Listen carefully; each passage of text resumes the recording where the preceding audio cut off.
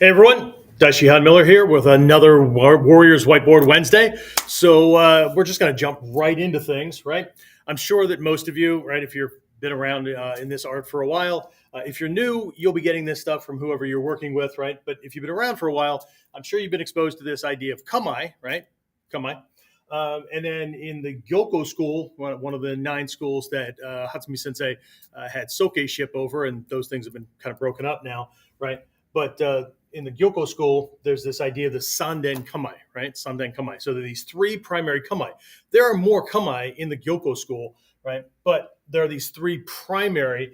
And so what I want to do is jump into these things kind of, again, just like we always do in these lessons, is take a look at a high, kind of a, the blimp over the sports stadium or the hot air balloon view of the land underneath or whatever, right?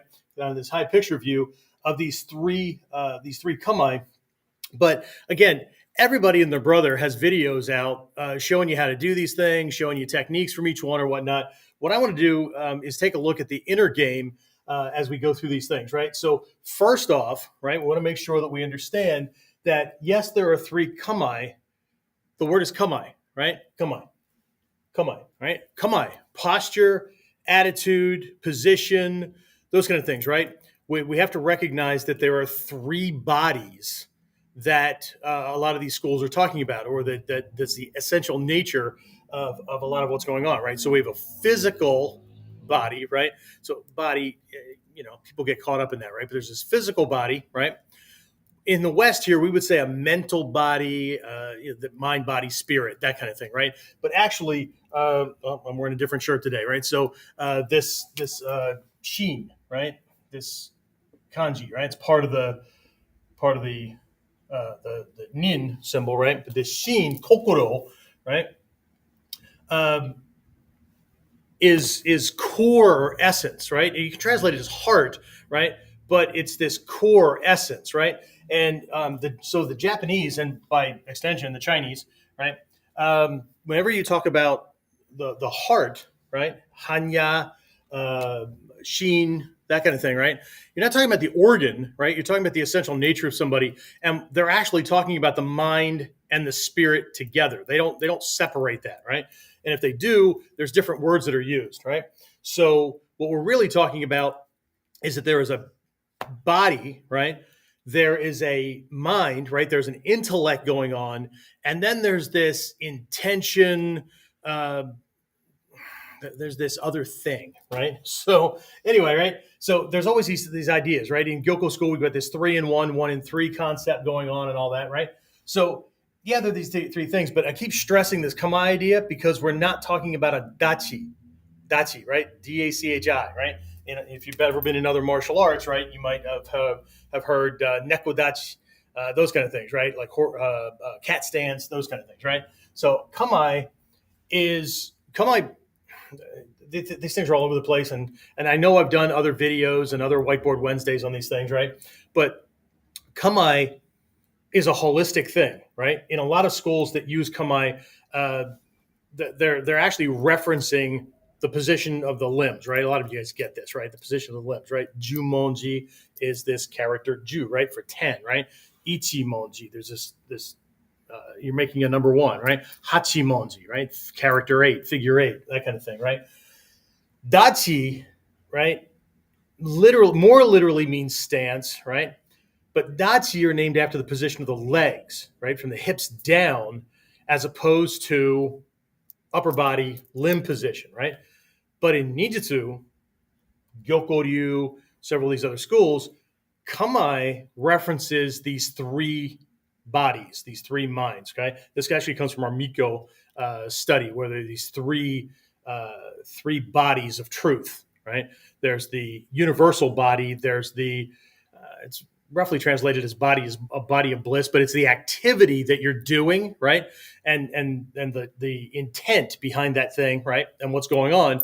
And then there's the actual physical body of the person who just is a walking, talking example of this truth that we're talking about, whether that's love or, whatever, right? Okay. So, but anyway, So once we get past that, we're all good, right? And then so hopefully you can see this. If you're working with a small device, try to get to a bigger screen or something like that, right? What do they do now? They beam it to their TVs and all that kind of stuff, right? I'm old, so anyway, right? So we've got this Ichimonji, right? Hopefully you can translate my stick figures. These little divots on the face, that's a nose, right? So you know where they're looking, right? So we get this Ichimonji, Jumonji, and Hicho, okay? Ichimonji, Jumonji, and Hicho. This is the order that I teach them. In the scrolls, they're actually given as Ichimonji, Hicho, Jumonji, okay? I don't care, right? So are there reasons for these different things? Yeah, but get the lesson, right? Then you can start playing around with different perspectives. So anyway, people often see this as a defensive posture, an attacking posture, a single-legged, whatever. Here's an irony from the Gyokko school, right? There's this Hicho no Kamae, right? Okay. There's this irony because in the scrolls, in the Makimono, not in the Densho, right? Everybody wants to get their head wrapped around the Densho because, like, ooh, if I get a list of all the kata, ooh, I'll be so powerful. Except that the power that drives this and the thing that this is a form of, right, is the Makimono, right? In the Makimono of the Gyokko school, the lesson is never get caught on one leg.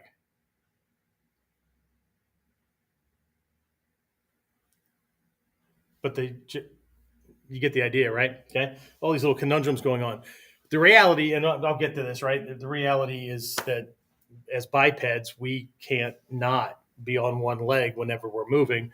We're on one leg way more often than we're on both feet because of the walking kind of thing, right? So anyway, what I want to do today was take a look at what we're doing in each of these kamae, right? What we're doing, right? So we'll take a look at this Sanden idea very, very quickly, right? And I want to take a look at where our intention should be in the fight. Because any monkey can learn the moves. Any monkey can put their body in the right place, okay? Teach a dog a trick, the dog does the trick every time you do it. But the dog's just playing. The dog just wants to hang out with you, right? I mean, what's the purpose of the game, right? Well, give the dog some exercise because I don't feel like freaking walking. Whatever, right? So anyway, so we've got these three things. The idea behind the Sanden Kamae is we're actually looking at one kamae. Okay, it's this 3 and 1, 1 and 3 kind of thing. I know everybody gets all caught up in the form. Got to be careful you don't turn these things into stances. Okay, in the stance-oriented systems, a stance is a launching point for strikes and kicks and things like that, for guarding and all that. And it's not that you're not doing that here, but there's way more going on. Okay, we'll talk about this during the deep dive class this Friday. We're going to be taking a look, diving in deep on these things so people can get a chance to practice each of the aspects. And then we're going to pull out a model or two from the Gyokko school and take a look and see how that model actually transitions through these things and your body actually just transitions and morphs between them, right? It's a pretty cool thing. But we want to give people a way to practice the mindsets in a fight situation that's going to last less than 10 seconds. And we need to be in the moment, right? We can't be wasting things, right? Wasting time, wasting opportunities, those kind of things. If you've been following along, I've been covering things like this, right? So anyway, right? So Ichimonji, right? Figure 1, roughly translated as first, right? I'm going to go into a couple of secrets here, right? So Ichimonji, roughly translated, Ichi 1, right? Monji means character, the way you write something, right? So in Japanese, Chinese, right? That's how you write a number 1, okay? But there's this hidden thing in here. Some people translate it as first kamae because it's the thing you'll need to learn first. Hatsumi Sensei always said if you couldn't do Ichimonji, you can't do Taijutsu. And if you couldn't do Yoko Oruki, right, which is actually something from the Koto school, then you can't do Henka properly, right? And I don't mean doing the little step by step by kind of things. I mean understanding the essence of it, right? So, but the secret in here, right, is that this name is not talking about, I mean, we're, if we were in Seigan, we could see that, look, we're making a number 1, right? I mean, we could draw this thing out, right? When we're in this Gyokko Ryu Ichimonji, we're not. Where is this thing? I mean, some people could dive in and go, well, it's this part. No, the the Gyokko Ryu is Mikyo in martial form, right? When there was a point in history when the powers that be were going around and eradicating this system for mind science and personal actualization and all that kind of stuff because it pointed to people being actually able to take responsibility for themselves. Well, when you have a dominating governmental structure, you can't have that kind of stuff around. So they were going around destroying all this stuff. So what ended up happening before, during, or after, doesn't matter, is like where the mandala, right? Behind me. Oh, there we go. Okay. Everything's backwards on my screen. So, right, these things, all this stuff was hidden, right? So, and again, for those people who get like all squirrely and weird out and stuff like that, and they don't want to look at that kind of stuff because it might violate some other kind of principles or beliefs or whatever that you have. Don't worry about it. Just cover your eyes. It's okay, right? So, but anyway, what's hidden here is that the name is pointing to the kanji, right?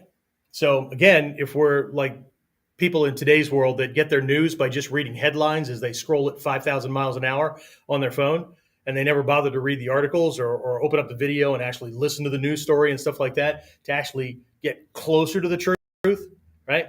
If all they're doing is following clickbait, right? They don't get it because, well, you know, I'm making a number one, or it means first, or yeah. See, there's a whole bunch of other names behind this kanji, right? We have to understand that by and large, most kanji, there are exceptions, different, you know, things were added on as you went along. But kanji are like hieroglyphics, right? Egyptian hieroglyphics. They're pictures of something, right? They tell a story or they symbolize something, right? So what does the kanji for Ichi symbolize? What's it a picture of? It's a picture of the ground. It's a picture of the ground. Okay? So this kanji also means fundamental, base, those kind of things, right? So the idea with this is if your ground is shaky, or if it's loose, or if it's uneven, or whatever, everything else that you build on top of it is going to be crap. It's not going to stand well. Okay? So it's pointing to the importance of this kanji or of this kamae, right? Great, right? Well, these are all still manifestations, right? And I think it's easier for people to see the manifestation of Hicho from Ichimonji because for an Ichimonji, I'm going to have to back up here a little bit, see if you can get this, right? So here, and then I just shift to this Hicho. I'll see, we kind of get that, right? But what the, okay? Except that we're looking at range, we're looking at a whole bunch of other things. I'm only going to go into one or two of these things today. But from here, right, if I shift, we've got a close range manifestation, guard, things that are ready, right? I'm covered and all that kind of stuff, right? If I just step back and I don't do anything with my arms except open those fingers, that's it.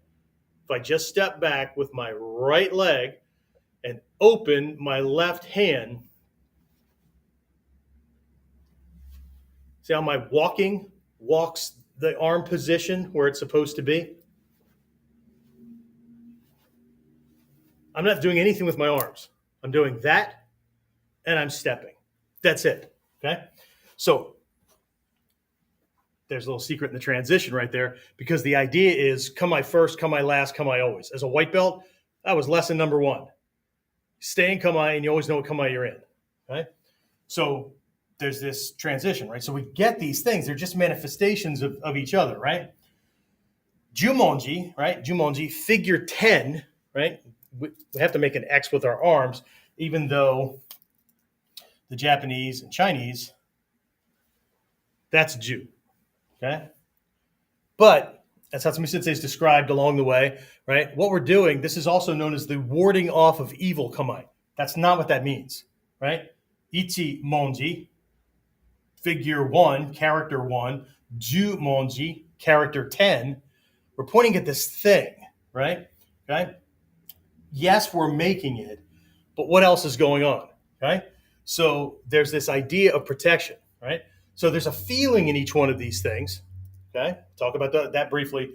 But there's also something that I'm doing proactively, mentally, right? Or as I'm carrying out actions, right? I need to know where I am. I need to know what I'm doing. There's a saying in Buddhism, right? In Tendai, the one I'm a part of, right? It comes out of the Lotus Sutra, right? When you walk, walk. When you sit, sit. When you stand, stand. But either way, don't wobble. What it means is being mentally focused on what you're doing in the moment. Be in the damn moment. Don't be wishing you were somewhere else, doing something else, or whatever. Depth of experience and engagement comes from being in the moment, right? So anyway, Jumonji, right? So we've got this wording off kind of thing, right? In Gyokko, right? There's a certain thing that we're doing with this. Yes, I know, right? We're letting him know I'm ready to fight, whatever, right? We can interpret these things because of base understanding, but the lineage, the reason we need the freaking secrets, the reason we need people to pass things down to us is to make sure we're translating things correctly, make sure we're not missing something. Okay. So Hicho, right? Hicho, whole different kanji and all that. It's not about the kanji, right? Hicho can be translated as escaping. It can also be translated as flying bird. Okay, that's how I got it originally, right? But there's a whole category of techniques called hicho, right? Hichokata, right? What they imply is escaping, the sudden escaping, right? But this is pointing to an idea of timing. Okay? It's pointing to an idea of timing, right? This flying bird thing, and I know we've talked about this before, but this flying bird aspect here is, a bird is grabbed by a venomous snake, or not a venomous snake, a constrictor snake, right? Because venomous snakes don't grab, they bite and just wait for the thing to take its long nap and then eat it, right? So, but a constrictor snake, right, will grab on, will bite and wrap around this thing, right? But very rarely does it catch it perfectly because what it's trying to do is suffocate, right, the prey and make it suffocate it to death, right? And then they'll relax and then do their thing, right? Okay. So very rarely, right? So what ends up happening is the snake initially is an opportunist, right? I want you to think about the attacker being a snake. They're an opportunist, right? If there's an opening, they're going to take it, right? They're not worried about things. They just need to land that first or second shot, and then they get to do whatever the hell they want, right? This is key, right? Okay, so if I can scramble the eggs, then I get to do all kinds of other things, right? So the idea here is that the snake grabs and wraps, right?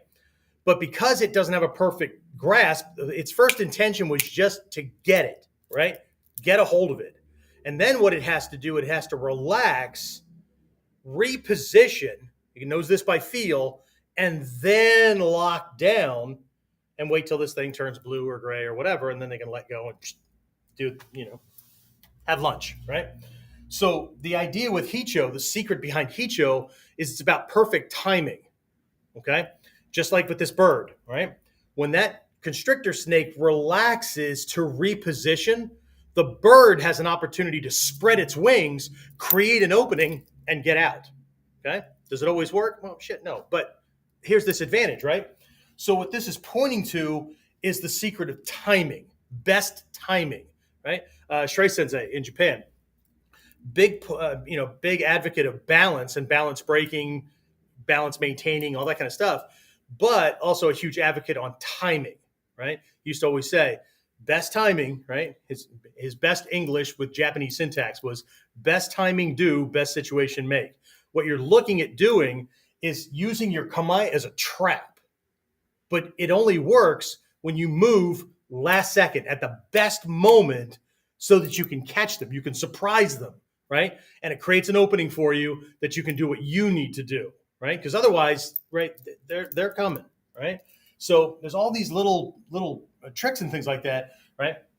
So we've got these things, right? Okay, so here we are, right? The feeling, I talked about the feeling in Hicho, which is that perfect timing, right? If I'm in this position, which is I was already taught in the Makimono, don't get caught on one leg. But the reality is that as a biped, 90% of the time we're on one leg. You can't walk, right? And the slower you walk, the longer your foot's off the ground. And the trick here is I can't steer until both feet are on the ground, right? I can maneuver in space. You see that with Taekwondo people and stuff like that all the time, ballet people and whatnot. You can maneuver in that point in space, but you can't clear that point in space until the foot's on the ground, right? There are little tricks with Hicho, like being able to leap from Hicho to Hicho, that kind of thing, right? Your balance better be really, really good. Leg strength better be really, really good. All that cool stuff, right? So anyway, in Jumonji, the feeling is whatever you throw at me, I can handle, right? We're making 4 equilateral triangles, right? I can easily cover or strike from here, which is why we don't do this, right? If I have my hands stacked, I either have to go around the front one or I have to drop the front one to throw the next one. It's a tell. No tells, okay? So from here, I can either block, right? My flinch response will take care of things, right? Or I can punch with either hand, right? Without having to drop the other one, right? So the idea here is that whatever you throw at me is okay, okay? This is your receiving kamae, right? We'll get back to this in a minute. I don't want to jump ahead of myself, right? So, but the feeling in this one is perfect timing, right? Oh, put it in here, okay? I'm going to take it so that when I take it, you're screwed, right? Feeling in this one, whatever you want to put in here is fine with me. I can handle it, no problem, okay? Ichimonji, right? The feeling in Ichimonji is that on one side, right? Because in the Gyokko Ryu in the Koto Ryu, we have a left side, right side of training. In the Gyokko Ryu, it's the dragon and tiger, right, realms, but they're the same thing, right? So on one side, right, the feeling is I am so confident in my kamae, I can win with this alone, right? You're not kamae, and see, here's the thing. Most people, they treat their kamae like stances, right? They treat them like dachi, right? And what that means is it's a necessary evil I have to learn so I can get on to the cool shit, right? When the reality is this is the cool shit. The translation is I can win with just this, okay? Cool, huh? On the tiger side, the feeling is if you touch me, I'll kill you, okay? So again, we're talking about the 3 bodies. Your body's in a certain position, which communicates a certain thing, right? There's this heartfelt intent, right? Okay, so please put it in there, right? I'm waiting for that perfect time. Here, whatever you want, okay? Whatever you put in here, I got it, okay? This one, it's a confidence base, right? I'm confident in my kamae, which you should have in all of them anyway, right? But I'm confident in my ability. I'm confident in my kamae, right? You can't get at me unless I say it's okay. But there's this other nature too that says, if you come in here, I'm going to kill you, right? If you touch me, I'm going to kill you, right? So that's another aspect, right? The other one I really, really, really wanted to jump into for today, and hopefully you can see, you know what, I'll use green instead of make it look all Christmassy up here, right? So I'm going to have to shift things. I'll just get that out of the way. Right. Everybody with the recording after this, right? So doesn't matter, right? Okay. So there's a head thing, right? So we talked about the body. We talked about the intent, right? What's going on. Come in here, it's going to be a bad day. Here, I don't care what you put in here, right? I can receive anything you throw, right? Here, I'm waiting for that perfect time. Because when I catch you, it's going to take you, okay? But there's also this mental thing, right? What am I doing in my head? What am I doing with activity? That kind of thing, right? So Ichimonji is our observation kamae, right? We talked about this in a couple of previous Whiteboard Wednesday things with this whole discerning mind, right? I don't need I'm farther away, right? That's why I can stick this arm out here, right? If this guy's closer range to me, I need to be in a different position, because if I let him creep in on me, he can grab or otherwise attack this arm because I stuck it in the kukan, right? Okay, so here in this kamae, the kukan starts here. See it? It starts here. In Jumonji, kukan's all the way back here. But either way, I'm on the edge of it. Okay? Hicho's a little bit more adaptable. We can take up Ichimonji, we can take up Doko, all these kind of cool stuff, right? And it's actually not Doko, it's this Kuji thing that's involved in this. Anyway, so this is our observation, right? We're watching and paying attention and gleaning information, okay? Jumonji, right? I already talked about this, right? This is our receiving kamae. Right? For those of you who are familiar with Hira, right? Hira no kamae, right? And this whole idea of, I'm trying to de-escalate things, but, whatever you throw in here, it's a trap. It's a trap. Your kamae are all traps, right? Everybody keeps thinking about their kamae as being this launching board. It's not a launching board, but it's a loaded freaking trap. If you think of like a furrier or whatever, right? They take that trap out there, right? It's all closed up and stuff, right? They open it up and they dangle some bait, right? And when the animal steps into it, right? They don't have to stand there. They don't have to wait, whatever, right? There's this, right? So there's this, in Kotoryu and Kukishinden, right? There's this idea this way, right? Kukishinden, it's what most people see. Both legs on the ground, this one open, right? In Koto, we've got this single-legged position. It's like a hicho to the side, right? Different reasons for doing things, right? They all kind of cross over and interconnect, right? There is a hira no kamae in Gyokko. Remember at the very beginning, I said there's other kamae, right?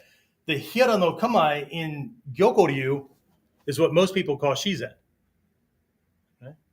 If you go back to the very first book that came out in English, that was written by Hatsumi Sensei, right? It was actually co-written by Hatsumi Sensei and Stephen Hayes, right? But if you look in that, they have the kamae broken down by attacking kamae, defensive kamae, receiving kamae, that kind of thing, right? And shizen / hira, right, is in the receiving category, okay? So that's receiving, right? And then hicho is delivering. I know, still have to put up with my sloppy handwriting. You have no idea what it took me to make that happen, right? So observation, right? When we're in, and here's the thing, right? You need to practice these things, right? Because the mental stuff, whether it's meditation or whatever, right? Whatever you're doing is a kata, just like the physical forms, right? Physical forms, you're trying to wire muscle memory so that the muscles go to this without you having to think about it. All I have to do is think about or feel the need for, and everything goes where it's supposed to go. I need to train it and drill it not until I get it right. That's where everybody cripples themselves, right? You train it and you keep working it until you can't get it wrong. Okay? And I know I've said this over and over again. I'm tired of hearing myself. So if you've heard me say it over and over again, right? Hopefully you're doing it, because if not, the people that aren't doing it are the reasons that I have to keep fucking repeating myself over and over again. Anyway, so observation, right? So practicing as I'm moving, right? I want to pay attention. I'm not just waiting for a punch or a kick or sword or whatever, right? I'm watching how they move, right? They have a little bit of a gimp. They have a little bit of a balance issue, right? They're kind of heavy-footed, right? Is there something that I can use, right? To take advantage of this thing, right? I'm not just like hanging out, Zen mind, waiting, whatever, because I'm certainly not just focusing on my own cool move. I mean, that's the height of freaking arrogance, right? To so ignore your attacker and so inflate your own sense of indestructibility that you don't even bother to freaking pay attention to what they're really doing, because you can't wait to do your cool shit, right? Hatsumi Sensei wrote an article a long time ago. I keep referring to this article. You need to find it. All this shit's been stolen and put across the internet, so hell, find it, right? It's called Pride Goes Before the Fall. It's a good read. It's a short read, right? So Jumonji, I'm receiving, right? Whatever you throw in here, I'm cool, right? I got it. Of course I have it. I just created 4 equilateral triangles. It's not like this. It's not like this. It's not like this. It's right.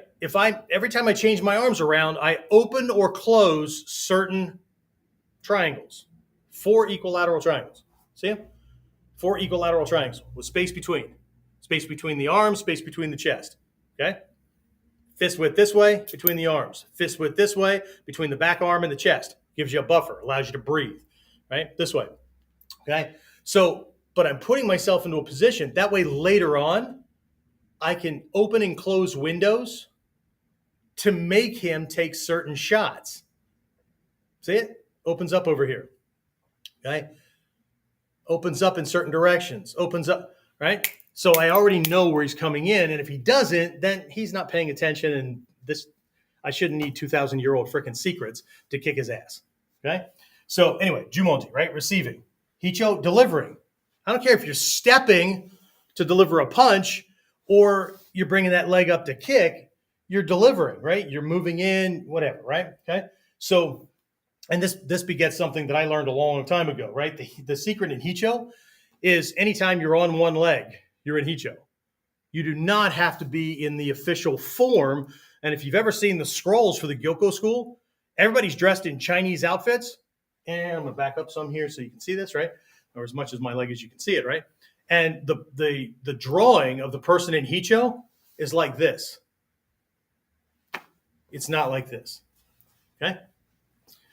But what I was taught a long time ago is it doesn't matter if I'm standing around like this and if I got all the weight on this leg and I can easily move this other leg without leaning, pitching, whatever. If I'm just kind of kicking out, if I reach up to scratch a friggin' itch on my ankle with the heel of the other foot, I'm in Hicho.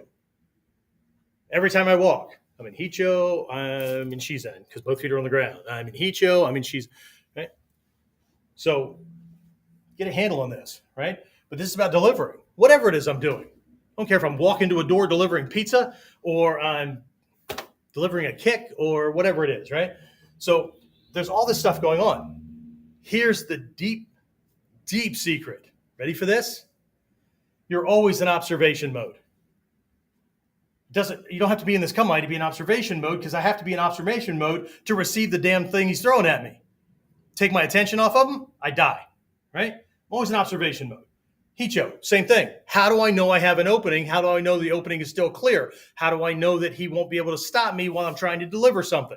And I'm not like another 6-year-old in a sandbox with another one slap fighting and just throwing a bunch of shit around hoping that some of it sticks, right? I want to pay attention, right? Deep secret number 2, I'm always receiving, right? Whether I'm receiving information or I'm actually touching the person and receiving tactile input, right? Or from a gut level, I'm receiving that rage and intention or whatever, right? Ultimately, as a warrior, I'm taking on shit that nobody else is prepared for, okay? And I'm always delivering. I'm either delivering an intent, right? With my eyes, okay? You come in here, your day's going to change, right? Or I'm delivering, I'm delivering intent, or I'm delivering, whatever the technique that I'm delivering, right? I could be communicating a strategy. All of these things are going on all the time. But staging, right? Because there's 3 levels of transmission for every skill and every technique in our schools, right? You don't just learn a kata once. You don't just learn a skill once. You don't just learn kyonapo once. You learn it 3 times. There's 3 different levels of transmission, and what you're focusing on in each one is different, okay? So the bridge between doing it all the time, which is really a cop-out for a lot of people because they say they're doing it, but how do you know, right? Remember the mental kata, right? The bridge between the form and the doing all this stuff all the time is in practicing your Kamae again, but this time, every time you're in it, let your brain shift to paying attention what's at the activity that's in front of you and gaining insight. It's insight-based meditation, vipassana meditation, okay? Every time I go into Jumonji, right, I suddenly go open and ready for whatever's coming, right? No, in Shinen Fudo Ryu, this is called Munen Muso. No thought, no action. Okay. So no thought it does mean I'm not thinking, but what it means is I'm not guessing. I'm not trying to figure them out, whatever. Whatever you throw at me is okay, right? So this is more of a Zen kind of thing, right? Shamatha meditation. Zen, right? Clearing everything out. Munen, no thought. Muso, no action. I'm not giving any cues and clues about what's about to happen. So I'm not like hedging, like I'm going to move away. There's no tells, okay? Hicho, right? Every time I take up Hicho, I think about the fact that moving into it, right, I was catching them, right? I don't care if I'm delivering a technique. I don't care if I'm moving to Kamae. I don't care if I'm clearing that leg. I don't care what it is I'm doing. I'm trying to catch them at the perfect time, right? So it's not like he throws a punch and I move out of the way and he maintains his balance as he punches, right? One of the things I was taught early on in my training was you learn the stuff and then you keep practicing until you get so good that you can trap your training partner. Because if you can trick, trap, confuse, whatever, you can catch them off guard. The person who knows what you're doing in the kata, they know what the kata is, but when you can catch them, you can catch the person that knows what you're doing. You can catch anybody. Okay? We just need to step back and stop stroking our damn ego or whatever else is being stroked. Anyway, to actually get to the secrets of the art instead of just, most people, what they want to do is they want to go to the magician, right? Watch the cool trick and then go, how'd you do that? Wow, that was cool. Then the magician tells them and they go, oh, right? Are they going to go and practice their ass off until they can do that so well that they can fool another magician or fool somebody who knows what the trick is? Nope. They're satisfied with just knowing, which is what most people do. They surf fucking YouTube. They track down books and articles and all that kind of stuff so they can read the secrets. They can intellectually know the secrets. They can memorize them, and they don't have to do anything else, right? I'm watching numbers drop every time I talk about something like this because either I'm fat and not their image of what somebody who knows what they're talking about should look like, or I pressed a nerve. And I'm okay with pressing nerves. That's my job, right? Because if I can press a nerve and make somebody bail, or your training partner can press a nerve and make somebody bail, how the hell are they going to hold up when somebody's trying to beat, break, maim, or kill them? Beyond me. Anyway, all right. So that's what we covered, right? So took a look at these Sanden Kamae. They're reflections of the same thing. They're different aspects, but they're not just different in body, right? What we're doing in our head is different, right? What we're doing with our intention is different. And you got to get really, really good at this because a fight, an actual engagement, I don't care if we're on a battlefield, I'm only engaging with that opponent, unless he kills me, this is going to last no longer than 10 seconds, right? It's probably more in the range of 3 to 5, okay? The average self-defense situation is over in between 2 and 10 seconds. This cannot be something you need to stop and go, hold on a second, how am I supposed to think about? When I go into this, right? So here's one more thing I'm going to leave you with. I don't care what kamae we're talking about. You can take all these things, overlay them over kotoryu kamae, shinden furu, whatever. You can overlay them over any other kamae, right? But here's what I'm going to leave you with, right? Everybody treats kamae as a noun. So I'm going to throw you off if you suck at English, right? Whatever, right? A noun is a person, place, or thing. Okay? It's an object, right? Person, whatever, right? So I'm a noun, right? Not really. Okay? A verb is a word that describes an action, right? Playing, running, walking, those are verbs, okay? Adjectives are things that describe the nouns, and adverbs are things that describe the adverbs, right? Running quickly, adverb, right? Quickly, adverb, right? White guy, right? White, adjective, right? But everybody, again, remember the kamae versus dachi kind of thing? Dachi's a stance, right? Dachi's a noun. It's a thing. It's a base. It's a statue. Call it whatever you want, right? Okay. Kamae are verbs. They're actions. They're thing. Well, they're also things, but there's a type of verb that looks like a noun, right? I know I was an English major and I piss a lot of people off, right? They're called gerunds, right? So it's a verb, but it kind of acts like a thing, right? So a kamae is I mean, it's a thing, but it's an action, right? It's an active state. Okay. So we do not do kamae.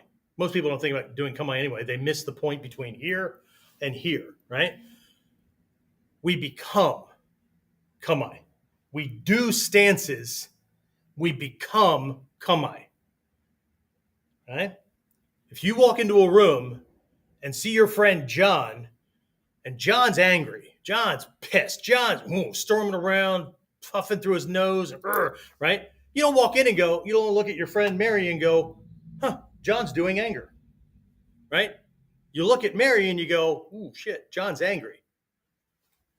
As a mathematical statement, John equals anger. John is, okay? So stop doing Ichimonji and become Ichimonji. Stop doing Jumonji and become Jumonji. Stop doing Hicho and become Hicho or Seigan.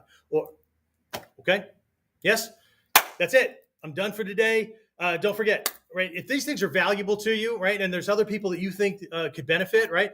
Help me out too, right? Because I'm doing all these things for free. Like, subscribe, share. If you're on YouTube, right? Like and subscribe, hit the little bell, right? You get notifications every time I do it, right? If you're on Facebook, some of these other places, share it, whatever, right? That'll help me, right? But you can also help your friends when you share and all this kind of stuff, right? Because we want to get good knowledge out to people. Not that there aren't a lot of good instructors. Okay? Well, maybe we'll have another lesson someday about 3 types of instructors, right? But anyway, take a look at this, right? Give it some thought. Again, this is a full training, right? It's a big high level what and why kind of training, right? You can insert it into wherever you are in your training, right? Obviously, if you want more, you can always contact me and I'll help you out. But that little mini step that goes next is you can go to that little URL. It's right there, right? To the Friday virtual training, right? We've got these classes that go on 6 p.m. on Friday evenings, Eastern time, 6 p.m. Eastern time, right? It's about a 75 to 90-minute lesson, right? It's $4.99. All that does is help me cover my expenses for running through the Zoom service and all these other things that I do so I can give other people cheap or free training. It's not cheap or free on this side. And that's not a complaint. That's just real. That's just what it is, right? What people say now, 100%.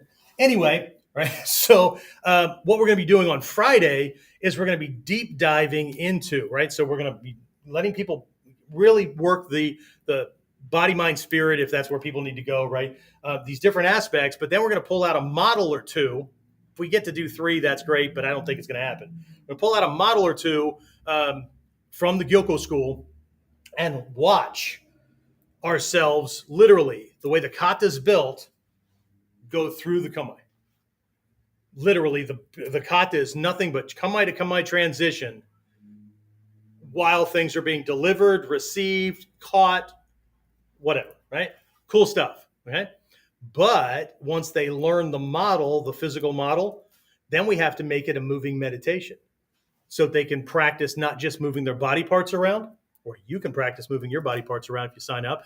And there's only 15 spots, so what are the chances? I mean, I don't know. Depends on how fast you can go to that page and sign up, right?